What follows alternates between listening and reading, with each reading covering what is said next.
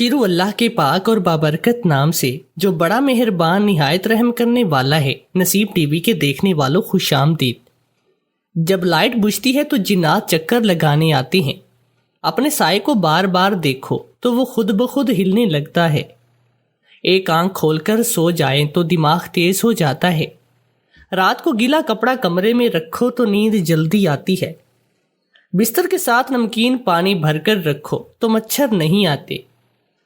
روزانہ پیاز اور گڑ کھلانے سے بچوں کی اونچائی بڑھتی ہے۔ جس گھر میں عورت ہاتھ سے کپڑے دھوتی ہے اس گھر میں دو چیزیں ختم ہو جاتی ہیں۔ نمبر 1، ہاتھ سے کپڑے دھونے سے ڈپریشن کو دور کرتا ہے۔ نمبر 2، ہاتھ سے کپڑے دھونے سے رنج و غم اور ملال دور رہتا ہے۔ دنیا میں سب سے پہلے جوں کی فصل کاشت کی گئی۔ چنے کی بھیگی ہوئی دال اور شہد ملا کر روزانہ کھانے سے موٹاپا کم ہوتا ہے۔ کچے دودھ کی جھاگ روزانہ رات کو چہرے پر لگانے سے دھوپ کا اثر ختم ہو جاتا ہے۔ دانتوں سے خون رستا ہو تو ٹماٹر کا رس دن میں 3 بار استعمال کریں، دوبارہ خون نہیں آئے گا۔ ہفتے میں کم از کم اپنے بالوں کو 1 بار دودھ سے دھوئیں، اس سے زندگی بھر بالوں کے سفید ہونے کا خطرہ نہیں ہوتا۔ حضرت آدم علیہ السلام کے بال ایک فرشتہ کاٹتا تھا۔ اگر چاہتے ہو کہ چھوٹا بچہ جلدی چلنا سیکھ جائے تو تلسی کے پتوں کا رس 10 قطرے روزانہ بچوں کو پلانے سے بچہ جلدی چلنا سیکھ جائے گا۔ سوتے وقت چارپائی کے نیچے نیم کے تازہ پتے رکھ دیا کرو، کبھی بوڑھے نہیں ہوں گے۔ جس کی عقل تھوڑی ہو اس کو کچے بادام اونٹنی کے دودھ میں ملا کر پلا دو، 30 دن میں دماغ کمپیوٹر بن جائے گا۔ جن کو پیشاب کے بعد قطرے آتے ہیں وہ بھنے ہوئے چنے اور کالے تلوں کو دودھ میں ملا کر پیتے رہیں، قطرے آنا بند ہو جائیں گے۔ دودھ پلانے سے قبل بچے کو 1 چمچ ٹماٹر کا رس پینے سے دودھ کی قے بند ہو جاتی ہے۔ مالٹے کا باقاعدگی سے استعمال رنگت کو نکھارتا ہے۔ شہد، لیموں کا رس اور زیتون کا تیل 1 چمچ لے کر آدھے گلاس پانی میں حل کر کے پئیں، کچھ ہی دنوں میں پتھری ختم ہو جائے گی۔ موت آنے سے پہلے انسان خواب میں دیکھتا ہے جس میں وہ خود کو نہلا رہا ہوتا ہے۔ 6 جگہوں پر ہنسنا 25 بار زنا کے برابر ہے۔ قبرستان میں، تلاوت قرآن پاک میں، مجلس میں، مسجد میں، اذان ہوتے وقت۔ روٹی کا لقمہ کھاتے وقت اگر روٹی میں بال نکل آئے تو سمجھ جائیں کہ بہت جلد رزق کی بارش ہونے والی ہے۔ بدن کے سفید بال ہونے لگ جائیں تو سمجھ جائیں کہ تمہیں اللہ پسند کرنے لگا ہے۔ مہینے میں 3 بار بکری کے پائے کھانے سے پٹھے زندگی بھر مضبوط رہتے ہیں۔ گھر میں گیندے کے پھول کا پودا لگا دیا جائے تو رزق میں اضافہ ہو جاتا ہے۔ خواب میں بلی نظر آ جائے تو سمجھ جاؤ کہ یہ ایک ٹھیک خواب نہیں اور صبح اٹھ کر فوراً صدقہ دو۔ گھر میں بلی نظر آ جائے تو فوراً اسے دودھ یا روٹی کا ٹکڑا ڈال دیں، آپ کے رزق کے دروازے کھل جائیں گے۔ صرف 4 چیزیں آپ کو غریبی سے نکال سکتی ہیں۔ کاہلی چھوڑ دو، لاپرواہی چھوڑ دو، محنت کرو اور سختیوں کو برداشت کرنا سیکھو۔ جب دولت قریب آتی ہے تو دروازے پر سائل یعنی کہ فقیر آتی ہیں اور خواب میں دولت نظر آتی ہے۔ 6 چیزیں حافظہ کمزور کرتی ہیں۔ نمبر 1، چوہے کا جوٹا کھانا۔ نمبر 2، بہتے پانی میں پیشاب کرنا۔ نمبر 3، کھٹا سیب کھانا۔ نمبر 4، سیب کے چھلکے چبانا۔ نمبر 5، جوں پکڑ کر زندہ چھوڑ دینا۔ اگر آپ کا کان بند ہو جائے تو الٹے چلیں، آپ کا کان کھل جائے گا۔ کچا کیلا دودھ میں ڈال کر کھاؤ، کمزوری نہیں ہوگی۔ کالا نمک چاٹ لو، 70 سال تک گلا بیٹھے گا نہیں۔ حلال چڑیا کا سوپ پینے سے گلے کا کینسر نہیں ہوتا۔ کوے کا جوٹا پانی پینے سے زبان کو چپ لگ جاتی ہے۔ کچی روٹی کھاؤ گے تو بیمار پڑ جاؤ گے۔ زیادہ دیر جاگنے سے عقل نم پر ہو جاتی ہے۔ گرم پانی پینے سے انسان دیر تک جوان رہتا ہے۔ برف کھانے سے بندہ جلدی بوڑھا ہو جاتا ہے۔ کھجور کھانے سے کبھی نفسانی کمزوری نہیں ہوتی۔ سر پر نمک والا پانی ڈالیں، جوئیں ختم ہو جائیں گی۔ نیم کا رس زخم پر ڈالنے سے زخم جلدی ٹھیک ہو جائے گا۔ حجر اسود کا پتھر آگ پر گرم نہیں ہوتا۔ زیادہ بولنے والی عورت کو کوے کا جوٹا پلا دیا جائے۔ گیندے جیسی طاقت چاہیے تو گلا ہوا امرود کھایا کرو۔ مینڈک ایسا جانور ہے جس کی گردن نہیں ہوتی۔ ہلدی ڈال کر گرم کیے ہوئے دودھ میں تھوڑا سا نمک اور گڑ ڈال کر پلانے سے بچوں کو سردی کے موسم میں سانس لیتے وقت ہونے والی تکلیف میں افاقہ ہے۔ نیز کے سانس میں بجنے والی سیٹی بند ہو جائے گی۔ عورتوں کو صدیوں تک جوان رکھنے والے ٹوٹکے۔ روز کشمش کھانے کا معمول بنا لیں۔ تخا ملنگا روز پانی میں ڈال کر پئیں۔ اسب گول کا چھلکا روز دودھ میں ڈال کر پئیں۔ روز کھانے سے پہلے 1 عدد کھیرا کھائیں۔ کھانے میں لوکی سبزی کا استعمال زیادہ سے زیادہ استعمال کریں۔ بکری کا دودھ استعمال کریں۔ لسی کا استعمال زیادہ کریں۔ ساگو دانے کی کھیر پکا کر کھائیں۔ بھنے ہوئے چنے روز کھائیں۔ تو چلتے ہیں اب آج کی کہانی کی جانب۔ آدھی رات کو میرا دیور میرے کمرے میں آ کر شور مچا دیتا کہ بھابی آپ کے کمرے میں چوہا ہے۔ مجھے چوہوں سے بہت ڈر لگتا تھا۔ دیور مجھے اپنے کمرے میں لے جا کر پہلے جوس کا گلاس پلاتا اور پھر میرے پاس بیٹھ کر مجھے سلا دیتا۔ میں صبح جاگتی تو میرے کپڑوں پہ عجیب سے نشان لگے ہوتے۔ مجھے دیور پر شک ہونے لگا۔ اگلی رات بھی دیور نے وہی کیا تو میں نے جوس نہیں پیا۔ ابھی کچھ ہی دیر گزری تھی کہ دیور نے میرے ساتھ۔ میری شادی گاؤں میں ہوئی تھی۔ میرے سسرال والوں کی گاؤں میں بہت بڑی حویلی تھی۔ اس حویلی میں زیادہ لوگ نہیں رہتے تھے کیونکہ میرے شوہر باہر ملک کام کرتے تھے۔ ایک دیور تھا جو کہ زمینوں پر کام کرتا۔ اس حویلی میں میں اپنے دیور کے ساتھ اکیلی رہتی۔ اس کے علاوہ کئی ملازم بھی موجود تھے۔ میری 2 نندیں تھیں جن کی شادی بہت پہلے ہو گئی تھی۔ میرے ساس سسر بہت پہلے وفات پا چکے تھے، اس لیے میں سارا دن ملازمہ کے ساتھ رہتی اور شام ہوتے ہی میرا دیور بھی گھر آ جاتا۔ میرے شوہر کی خاندانی زمینیں تھی جس کی دیکھ بھال میرا چھوٹا دیور کرتا تھا۔ وجہ یہی تھی کہ وہ زیادہ پڑھا لکھا نہ تھا جبکہ میرے شوہر پڑھے لکھے تھے، اس لیے وہ باہر کے ملک کام کرنے چلے گئے۔ ان کو شوق تھا باہر ملک جا کر کام کرنے کا۔ وہ تعلیم حاصل کرنے کے بعد اپنی زمینوں پر کام نہیں کرنا چاہتے تھے۔ میرا دیور تو تھا بہت اچھا، مگر اس میں ایک برائی تھی۔ جب وہ کھیتوں پر کام کرتا تو بلانے پر بھی گھر نہیں آتا۔ اس کا کہنا تھا کہ اگر میں چھوٹی چھوٹی باتوں کے لیے گھر آؤں گا تو لوگ کام چوری کریں گے۔ مجھے اکثر اس بات کو لے کر چڑسی ہوتی تھی اس سے۔ وہ بہت اچھا میرا بہت خیال رکھتا تھا۔ مجھے اس سے اور کوئی مسئلہ بھی نہ تھا۔ میری نندیں بھی کبھی کبھار ملنے آتی اور 1 دن 2 دن رک کر چلی جاتی۔ میں اپنی نندوں کی وجہ سے بڑے سکون میں تھی کیونکہ وہ لڑائی جھگڑا کرنے والی نہ تھی۔ جب کبھی میرا شوہر چھٹی پر آتا تو وہ بھی بھائی سے ملنے کے بہانے آ جاتی تھی۔ ویسے گھر میں بس میں اور میرا دیور ہی تھے۔ میری شادی کو کچھ ہی عرصہ ہوا تھا۔ شوہر کے جانے کے بعد میرے ساتھ ایک عجیب و غریب واقعات ہونے لگے۔ پہلے تو مجھے میرا وہم لگا کہ شاید میرا وہم ہے، کیونکہ میرا دیور روز رات کو میرے کمرے میں آ کر شور مچا دیتا کہ بھابی آپ کے کمرے میں چوہا ہے، جسے میں نے تو کبھی نہیں دیکھا تھا، لیکن دیور کے کہنے پر میں ڈر کر کمرے سے باہر بھاگ آتی تھی کیونکہ مجھے چوہوں سے شدید قسم کا خوف محسوس ہوتا تھا۔ اس لیے میں جہاں بھی چوہوں کو دیکھ لیتی چیخنا چلانا شروع کر دیتی تھی۔ میرے شور مچانے پر میرا دیور مجھے سہارا دیتا اور اپنے ساتھ اپنے کمرے میں لے جاتا اور پھر مجھے بیڈ پر بٹھا کر جوس کا گلاس دیتا جسے پی کر مجھے سکون کی نیند آتی تھی، اور پھر وہ وہی میرے پاس بیٹھ کر مجھے لٹا کر سلا دیتا تھا۔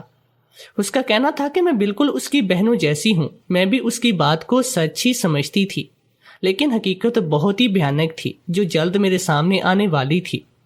صبح جب میری آنکھ کھلتی تو میرے کپڑوں پر عجیب سے نشان لگے ہوتے۔ میں حیرت میں ڈوب جاتی کہ جب سوئی تھی تو میرے کپڑے بالکل صاف اور شفاف تھے، اور جب میں اٹھی تو میرا لباس نشانوں سے اتنا کیسے بھرا ہوا ہے۔ پہل تو میں نے اتنا غور نہ کیا، لیکن جب میں نے اپنے جسم میں ہونے والی عجیب سی تبدیلیوں کو محسوس کیا تو مجھے دیور پر شک ہونے لگا۔ اب میں دیور پر شک کرنے لگی تھی۔ اب وہ جب بھی مجھ سے بات کرنے کی کوشش کرتا تو میں آگے سے چپ چاپ خاموشی اختیار کر لیتی تھی۔ جب سے میں نے اپنے دیور پر شک کرنا شروع کیا تھا تب سے میرے دیور میں اس کے لیے کھچاؤ سا پیدا ہو گیا۔ میں حویلی کے پچھلے حصے میں ملازموں کے ساتھ بیٹھی وہاں کی صفائی کروا رہی تھی، ساتھ ساتھ میں ان واقعات پر بھی غور کر رہی تھی جو آج کل میرے ساتھ رونما ہو رہے تھے کہ دیور مجھے پکارتے اچانک میرے پاس آیا۔ میں اپنے دیور کی آواز پر چونک کر سیدھی ہوئی۔ وہ شاید کھیتوں سے کام کر کے لوٹا تھا۔ اس کے کپڑوں پر مٹی کے نشان تھے۔ ہاں کہوں کچھ کام تھا مجھ سے؟ میں نے اسے اپنے پاس آتے دیکھ کر سنجیدگی سے پوچھا۔ اب اس سے بات کرتے میرا لہجہ خود بخود بدلنے لگا تھا۔ میں اپنی طرف سے کوشش کرتی تھی کہ میرے دل کی عجیب کیفیت دیور پر عیاں ہو اور وہ مجھ سے دوری رکھے۔ لیکن اس پر تو جیسے کوئی اثر ہی نہ ہوتا تھا۔ دیور نے آتے ہی کہا کہ میں روز گھر میں اکیلی بور ہو جاتی ہوں، اس لیے آج وہ جلدی گھر آ گیا ہے تاکہ کچھ اچھا وقت گزار سکے۔ لیکن میں اب ایسا نہیں چاہتی تھی۔ اگر وہ سب نہ ہو رہا ہوتا اور میں دیور پر شک نہ کر رہی ہوتی تو میں اس کی یہ بات سن کر خوش ہو جاتی، پر اس وقت مجھے دیور سے ڈر لگ رہا تھا۔ مجھے ایسا محسوس ہو رہا تھا کہ شاید شوہر مجھ سے دور ہے، اس لیے میرے ساتھ رہتے ہوئے دیور مجھ میں دلچسپی لے رہا ہے۔ اس لیے میں نے اسے باورچی خانے کی صفائی کروانے کا بہانہ کر کے ٹالنا چاہا۔ میں جلدی سے اٹھ کھڑی ہوئی اور باورچی خانے میں آ گئی۔ میں پھر اسی سوچ میں پڑ گئی۔ اب میرے دل میں اس چوہے کے بارے میں جانے کا تجسس ابھرنے لگا، کیونکہ میرا دیور ہی چوہا دیکھتا تھا۔ میں نے آج تک اپنے کمرے میں چوہا نہیں دیکھا تھا۔ کہیں وہ جھوٹ تو نہیں بول رہا تھا، لیکن وہ ایسا کیوں کرے گا؟ اب میں نے دل میں ٹھان لیا تھا کہ میں اس چوہے کا راز جان کر رہوں گی، کیونکہ دیور اسے ہی تو بہانہ بنا کر مجھے اپنے کمرے میں سلاتا تھا، اور صبح عجیب و غریب داغ میرے کپڑوں پر لگے ہوتے تھے۔ اب میں سوچ رہی تھی کہ اپنا ڈر ختم کر کے اس چوہے کو ایک بار میں ہی مار ڈالوں تاکہ یہ قصہ ہی ختم ہو جائے۔ میرا ڈر بھی ختم ہو جائے گا اور مجھے روز روز دیور کے کمرے میں جا کر سونا بھی نہیں پڑے گا۔ لیکن یہ سب سوچنا جتنا آسان تھا، کرنا اس پر عمل کرنا اتنا ہی مشکل تھا۔ میں ڈرتی ہوئی ہاتھ میں ڈنڈا لے کر اپنے کمرے کی طرف بڑھ گئی۔ ابھی اپنے کمرے کے دروازے کے پاس بھی نہ پہنچی تھی کہ پیچھے سے آتے میرے دیور کی آواز پر مجھے رکنا پڑا۔ بابی، یہ کیا کر رہی ہیں آپ؟ میرے ہاتھ میں ڈنڈا دیکھ کر میرا دیور بھاگتا ہوا میرے پاس آیا تھا۔ میں نے اسے کہا کہ دیور جی، اصل میں آج میں ہمت کر کے اس چوہے کو مارنے جا رہی ہوں۔ اس سے میرا ڈر بھی ختم ہو جائے گا اور آپ کو بھی میری وجہ سے جو پریشانی ہوتی ہے وہ بھی نہیں ہوا کرے گی۔ میری بات سن کر دیور کا رنگ پھک ہوا تھا۔ میں نے اس کی آنکھوں میں عجیب سا تاثر واضح محسوس کیا تھا۔ نہیں بھابی، یہ کیا کر رہی ہیں آپ؟ شاید نہیں جانتی کہ یہاں کے چوہے کس قدر خطرناک ہوتے ہیں۔ آپ رہنے دے، میں دیکھ لیتا ہوں اس کو۔ میرے دیور نے جلدی جلدی مجھے دیکھ کر میرے ہاتھ میں وہ ڈنڈا لینا چاہا کہ میں اسے دیور کی چال سمجھ کر فوراً اپنا ہاتھ پیچھے کر کے، دیور جی آپ پریشان نہ ہوں، میں اسے مار لوں گی کبھی نہ کبھی، تو مجھے یہ ہمت کرنی ہی تھی تو آج کیوں نہیں؟ اس لیے اسے میں خود ماروں گی۔ دیور کے منع کرنے کے باوجود میں نے اس کی ایک نہ سنی اور ڈنڈا لے کر اندر کی جانب بڑھ کے، اور وہ وہیں سے پلٹ گیا تھا۔ میں نے آگے بڑھ کر بیڈ کے نیچے جھک کر دیکھا تو سامنے ہی ایک موٹا سا چوہا بیٹھا تھا۔ اسے دیکھ کر میری ساری بہادری بگ سے اڑ گئی اور خوف کی وجہ سے میرے منہ سے چیخ نکل گئی۔ میرا دیور بھاگتا ہوا کمرے میں آیا اور مجھے اپنے ساتھ لے گیا۔ میں چوہے کو دیکھ کر اس قدر ڈر گئی کہ اپنے دیور کو منع بھی نہیں کر پائی تھی۔ دیور مجھے اپنے کمرے میں لے گیا اور روز کی طرح ایک جوس کا گلاس میری طرف بڑھا دیا، جسے میں نے خاموشی سے اس کے ہاتھ سے لے کر پی لیا تھا، اور پھر روز کی طرح میری آنکھ فوراً بند ہو گئی۔ کچھ خبر نہ ہوئی کہ میرے ساتھ کیا ہو رہا ہے۔ صبح جب میری آنکھ کھلی تو پھر سے میرے کپڑوں پر وہی عجیب قسم کے نشان تھے۔ میں پھر سے سوچ میں پڑ گئی کہ چلو نیند تو ڈر کی وجہ سے آ جاتی ہے، تو پھر یہ نشان کیسے ہیں؟ آخر کیا راز ہے ان سب کے پیچھے؟ میں نے سوچ لیا تھا کہ اب کوئی نہ کوئی ترکیب کر کے میں ان نشانوں کا سچ جان کر رہوں گی، کیونکہ چوہا واقعی میں میرے کمرے میں ہوتا تھا۔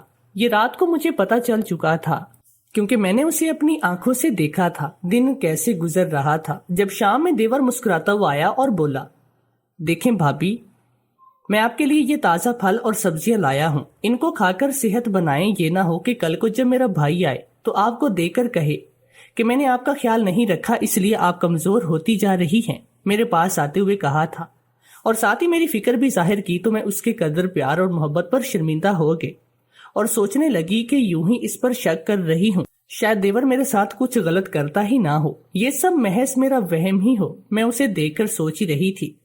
میری سوچوں کا رخ اب بدل چکا تھا۔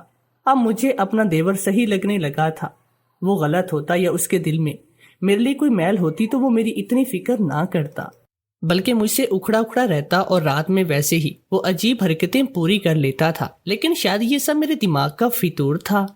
وہ تو سچ میں میرا خیال اپنی بہنوں کی طرح رکھ رہا تھا، لیکن میں انجان تھی کہ جلد دیور کا ایک بھیانک روپ سامنے آنے والا ہے، جسے دیکھ کر روح کانپ اٹھے، اور میں اس کو دیکھ کر مسلسل سوچتی جا رہی تھی کہ آنے والے اس وقت سے انجان مجھے اپنی غلط سوچ پر شرمندگی ہو رہی تھی، کیونکہ میرا شوہر تو سال میں ایک بار چکر لگا جاتا، اور اس کے جانے کے بعد دیور ہی تو میرے دکھ سکھ میں میرے ساتھ ہوتا تھا۔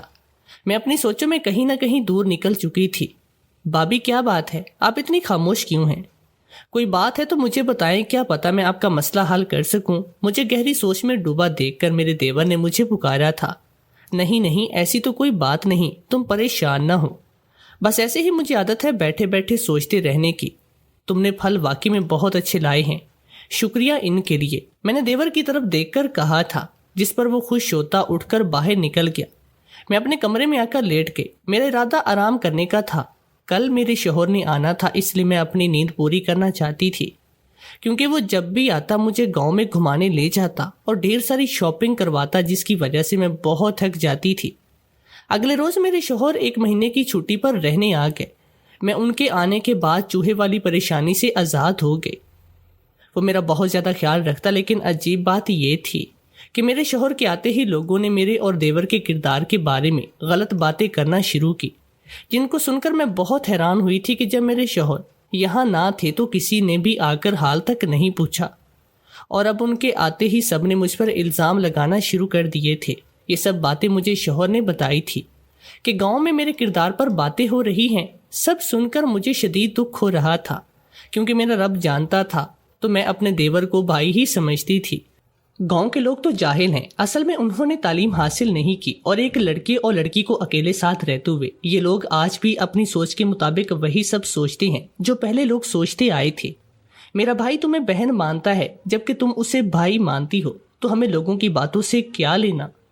تم ان کی باتوں کو دل پر مت لو، پریشانی لینے کی تمہاری طبیعت خراب ہو جائے گی، جو کہ میں نہیں چاہتا۔ اصل میں میرا شوہر اب چاہتا تھا کہ ہمارے درمیان ہماری اولاد آ جائے، اس سے میرا دل بھی بہل جایا کرے گا، اور پھر شاید جب وہ مجھے اپنے ساتھ لے جائے گا یہ خود واپس آئے گا، اور اس کے لیے میرا صحت مند رہنا ضروری تھا۔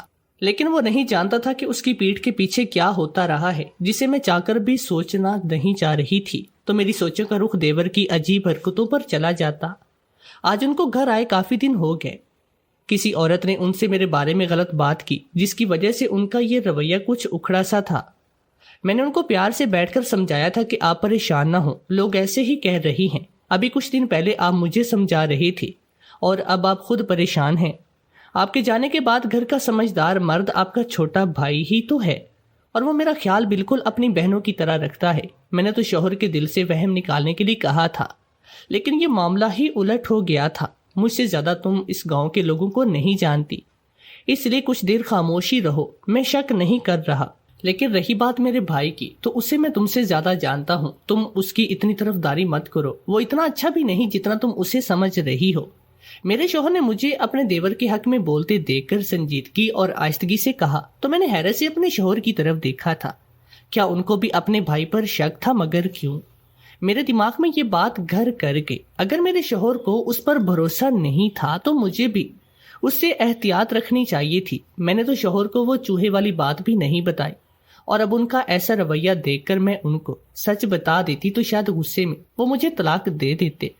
میں نے اپنی سوچ کو جھٹکا اور اس وقت خاموش رہی جب سوچنے کے بعد میں نے فیصلہ کیا کہ میں شوہر کو چوہے کے راز کے بارے میں بتاؤں گی، تاکہ اگر کبھی کسی کے منہ سے یہ بات نکلے بھی تو شوہر مجھے جھوٹا نہ سمجھے۔ میں نے رات ہی ان کو سب کچھ بتا دیا تھا۔ اس وقت وہ خاموش رہے، لیکن اگلے روز ان کو کسی بات پر غصہ آ گیا تھا۔ تب وہ رات والی بات کو بیچ میں لے کر آئے تھے، جو تم بتا رہی تھی کہ تمہارے کمرے میں چوہا آ جاتا تھا، تب وہ تمہیں اپنے کمرے میں لے جاتا اور جوس دیتا تھا۔ کیا تم نے کبھی وہ چوہا اپنی آنکھوں سے دیکھا تھا؟ میرا شوہر گہری سوچ میں ڈوبا مجھ سے سوال کرتا ہوا کھڑکی کے پاس جا کر کھڑا ہو گیا۔ میں بھی چلتی ہوئی ان کے پیچھے جا کھڑی ہو گئی۔ جی، آپ کے آنے سے کچھ روز پہلے ہی میں نے چوہے کو مارنے کا منصوبہ بنایا تھا، تو اس چوہے کو اپنے کمرے میں بیڈ کے نیچے دیکھا تھا، لیکن اسے مار نہیں سکی تھی۔ میں نے شوہر کو سنجیدہ دیکھ کر دل میں اپنے رب سے خود کے اچھے کی دعا مانگتے بتایا تھا۔ میری بات سن کر شوہر کھڑکی سے دور ہٹ کر بیڈ پر بیٹھ گئے اور کہنے لگے کہ انسان کو اپنی عقل کے ساتھ ساتھ اپنی آنکھوں کا بھی استعمال کرنا چاہیے۔ کیا سچ ہے کیا جھوٹ نہ میں جانتا ہوں اور نہ ہی تم۔ میرے پاس میرا واحد ایک بھائی ہے اور تم تو میری بیوی ہو۔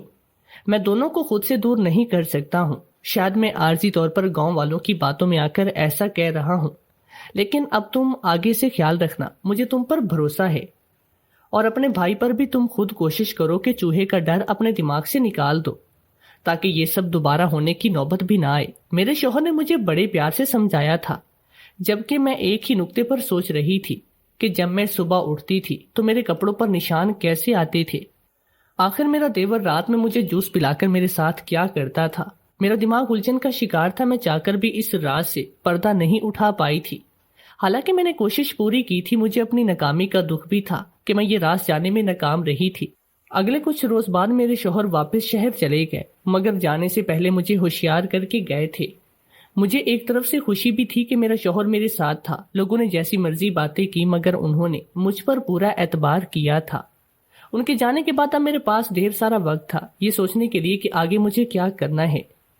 دل کرتا کہ نہ سوچوں، یہ سب دماغ کا فطور ہے، لیکن میں اپنے تجسس کا کیا کرتی جو بڑھتا ہی جا رہا تھا۔ ایک روز میں سو رہی تھی جب میرا دیور ہمیشہ کی طرح کمرے میں آیا اور چیخ کر کہنے لگا، بابی کمرے میں چوہا آ گیا ہے۔ میں یہ سنتے ہی ہڑبڑا کر اٹھی اور اپنے دیور کے پیچھے جا چھپی تھی۔ میں نے کل رات ہی منصوبہ بنایا تھا کہ کچھ بھی ہو جائے، آج تو میں اپنے دیور کی ان پر اسرار حرکتوں سے پردہ اٹھا کر رہوں گی۔ اس لیے میں ڈر کر اپنے دیور کے کمرے کی طرف بڑھی تھی، لیکن آج میں نے سچ جاننے کے لیے ایک منصوبہ تیار کر رکھا تھا، کیونکہ دال میں ضرور کچھ کالا تھا، ورنہ میں تو سو رہی تھی۔ اگر کمرے میں چوہا تھا بھی تو میں پلنگ پر تھی، چوہا کیا کر لیتا مجھے تو کچھ پتا بھی نہیں چل رہا تھا۔ لیکن دیور نے اچانک کمرے میں آ کر مجھے جگا کر میرا شک یقین میں بدل دیا تھا۔ اس لیے میں سوچ لیا تھا کہ آج وہ کچھ بھی کھانے پینے کے لیے جو پانی یا جوس دے دے میں نہیں پیوں گی، تاکہ اس راز سے میں پردہ اٹھا سکوں۔ میں خاموشی سے دیور کے ساتھ اس کے کمرے میں آ گئی۔ میرے دیور نے مجھے بیڈ پر بٹھایا اور پھر جوس کا گلاس میرے ہاتھوں میں تھما دیا۔ میں نے اسے دل گھبرانے کا کہتے ٹھنڈا پانی لانے کا کہا، اور اس کے جاتے ہی میں نے جوس پینے کی بجائے موقع دیکھتے ہی وہ جوس پاس رکھے گلدان میں ڈال دیا، اور کچھ ہی دیر بعد نیند آنے کا ڈرامہ کرتی میں وہیں لیٹ گئی۔ آنکھوں کو بند کیے میرا دل خوف سے لرز رہا تھا۔ مجھے لیٹے ابھی کچھ ہی دیر گزری تھی کہ میں نے دروازہ کھلنے کی آواز آئی۔